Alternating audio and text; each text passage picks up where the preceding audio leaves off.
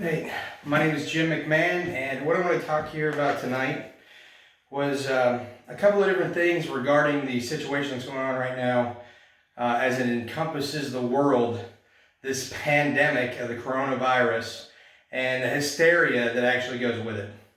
But before I do that, I wanted to note a couple of things that I think people need to understand about the Bible when it comes to concerning the reprobate doctrine, and also what it is also in Revelation 12, who the seed of the woman is. And I'll explain to you why here momentarily. But let me go to Proverbs first. And I'm going to talk about a strange woman. And this is what God says about a strange woman. It says, "My son, attend unto my wisdom, and bow thine ear to my understanding, that thou mayest regard discretion, and that thy lips may keep knowledge. For the lips of a strange woman drop as an honeycomb, and her mouth is smoother than oil, but her end is bitter as wormwood, sharp as a two-edged sword. Her feet go down to death. Her steps take hold on hell, lest thou shouldest ponder the path of life. Her ways are movable, that thou canst not know them." Now, I want to point out here what God is talking about. Now, let's give the contrast. It says, her ways are movable, thou canst not know them. God's ways, all of his ways, are judgment. And it says that I am the Lord, and I change not, therefore ye sons of Jacob are not consumed. And that is from Micah 3:16, I do believe. And what I'm trying to get at here with this is a reprobate. Now, it doesn't necessarily mean a strange woman is a reprobate. But when it talks about her ways are movable, that thou canst not know them, I'm going to lead this into the reprobate doctrine. And how it says that they're filled with all unrighteousness. So let me go ahead and go to Romans 1 here.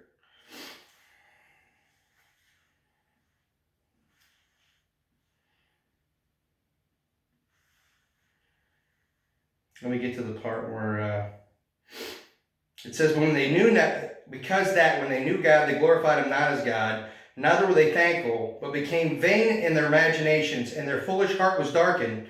Professing themselves to be wise, they became fools, and changed the glory of the uncorruptible God into an image made like unto corruptible man, into birds, and four-footed beasts, and creeping things. Wherefore God also gave them up to uncleanness, to the lust of their own heart, to dishonor their bodies between themselves, who changed the truth of God into a lie, and worshipped and served the creature more than the Creator, who is blessed forever. Amen.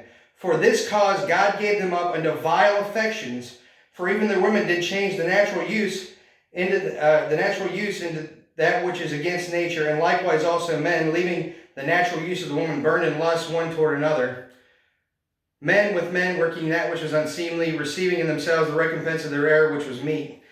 And even as they did not like to retain God in their knowledge, God gave them over to a reprobate mind, to do those things that are not convenient, being filled with all unrighteousness, fornication, wickedness, covetousness, maliciousness, full of envy, murder, debate, deceit, malignity, whisperers, backbiters, haters of God, despiteful, proud, boasters, inventors of evil things, disobedient to parents, without understanding, covenant breakers, without natural affection, implacable, unmerciful, who, knowing the judgment of God, that they which commit such things are worthy of death, not only do the same, but have pleasure in them that do them.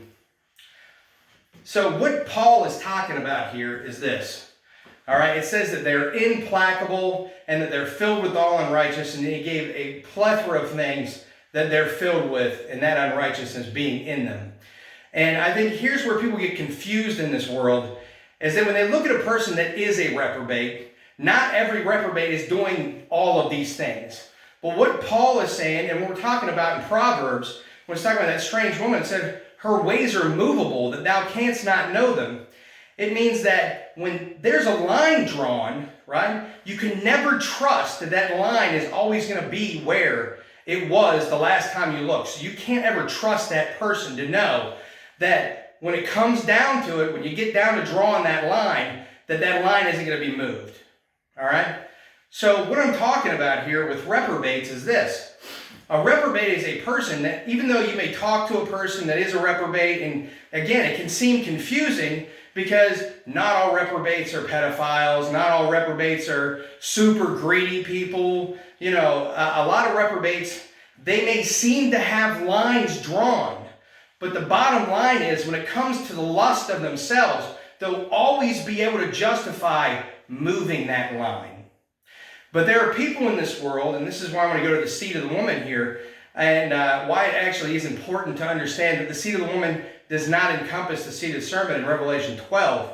Because when the woman is persecuted later, it's because there comes a point when we're talking about people that are saved and they're unsaved, not yet blotted out, people that are still in the book of life, these are the seed of the woman, that there is a line drawn at which they will not cross.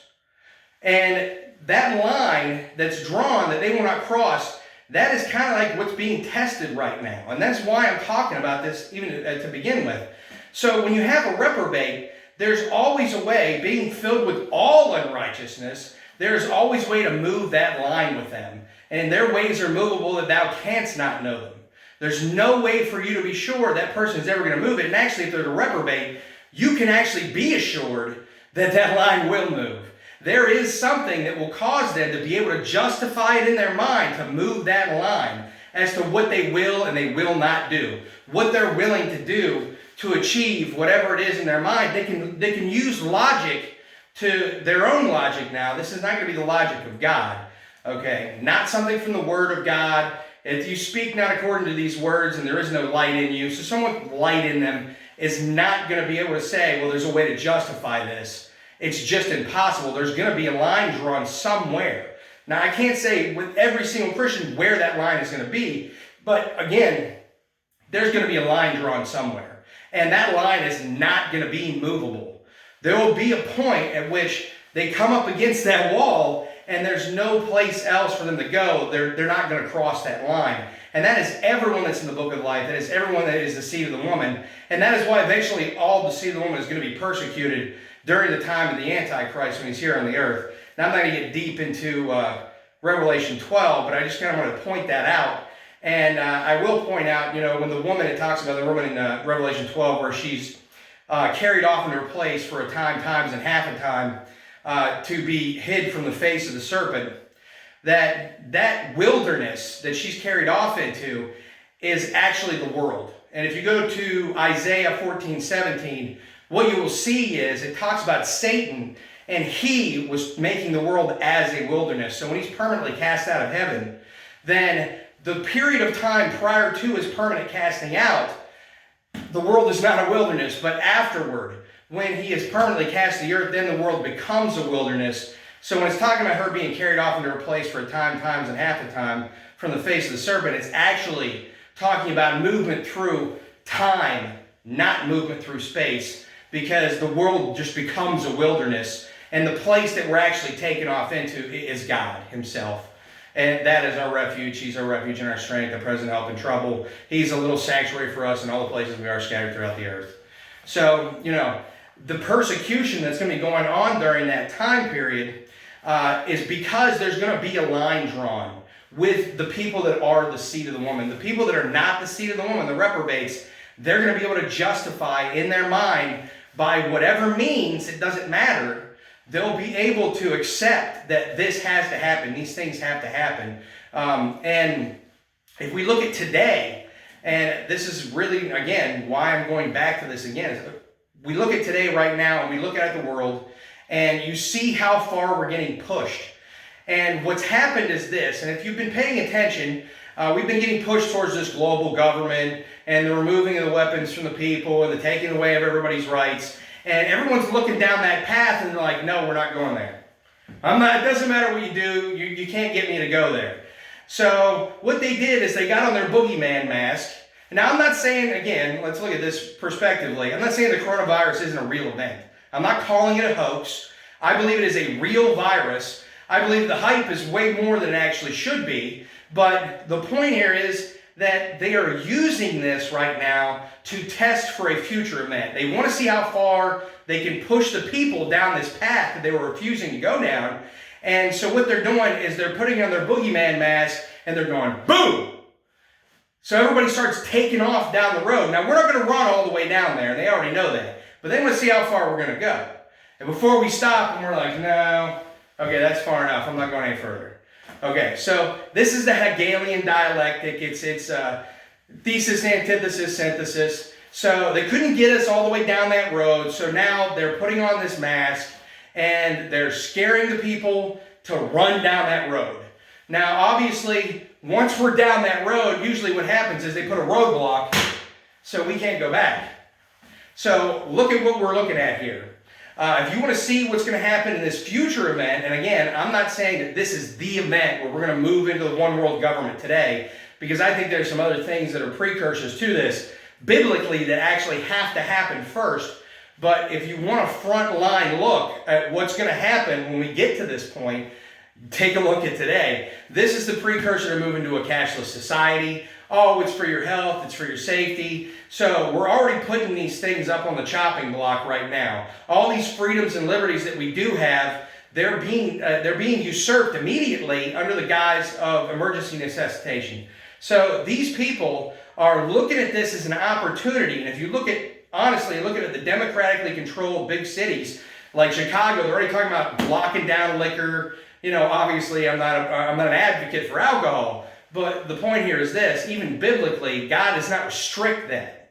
So they're looking at locking down everything, and eventually I do believe we're going to get to soul winning.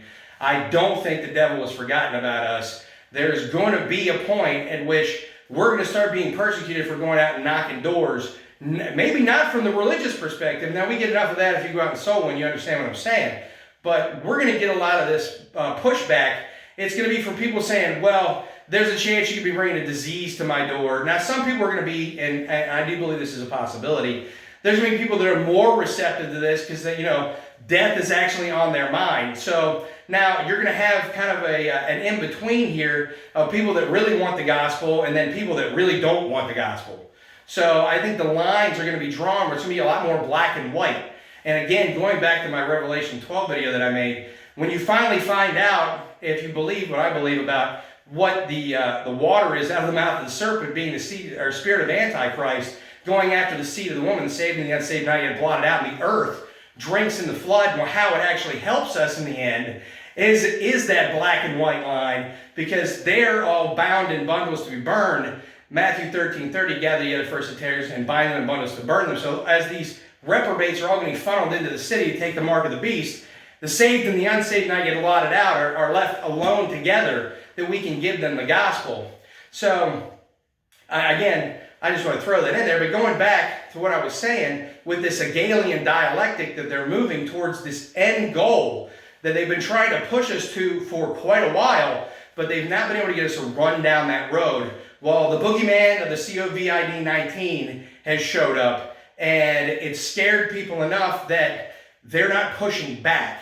It's not that they're capitulating, meaning that they're actually agreeing that, hey, we need to go here. What they're doing is they're sitting back and they're waiting to see what these people are going to do. But in the end, what the end result is of that is this. They're just going to take it all, and then you're going to be standing like, well, wait a minute, we didn't even get to make a choice. Well, that's the way it was going to go down to begin with. That's the way it was always intended to go. You weren't ever going to get a choice. It was always supposed to be, it was a false dichotomy. And it's the same thing with reprobates. There's a false dichotomy. You think that there's a line drawn, but their ways are movable, that thou canst not know them. There is no line drawn. It's an idea in your head. Now, for some people, there are lines drawn. And again, when we talk about the seed of the woman here, and the saved and the unsaved not yet blotted out, they have lines drawn. But these reprobates, they have false dichotomies. There is no real line there. And even within ourselves, as saved people and unsaved people, you know, there is going to be a point where sometimes we will move that line. We'll move it down there based on whatever it is that we think logically that is going to necessitate the moving of that line. But there's going to be a certain point. There's about certain things, you know, just like Meshach, Shadrach, and Abednego. They said, "O king, we're not careful to answer thee in this matter." You know, they weren't going to bow down to that statue. It didn't matter how many times you told them to do it. That wasn't going to happen. So, you know, and they said, the Lord our God is going to save us. And if he does not, we're still not going to do what you said. It's just not going to happen. So there are people that are going to have that line drawn. And let me tell you right now, in the end, that line, it will get you killed. Now, obviously, that's not right now. Now, in some countries today, obviously it is. You can't take a Bible into certain countries. I believe Saudi Arabia, they'll kill you. So you have to understand that, you know, you have a varying degree of this that's going on all over society. But you've got to remember that the reprobates, their varying degree, it's always going to be a movable line. There will never be a point at which that line cannot be moved for any reason whatsoever. You would be able to convince them based on a desire of themselves, because it says out of the lust of their own heart they do these things. So if it's going to benefit them, they will be willing to move that line. So again, what I'm talking about here is, again, back to this Hegelian dialectic, and what it is that's going to happen here is they're going to push us as far down this road as they possibly can. They're chasing after us with the boogeyman mask. But eventually we're going to get to the point where we see that end thing, that end goal that they had before, and we're going to go, well, that's far enough. I'm not going all the way to that. I already told you I wasn't doing that.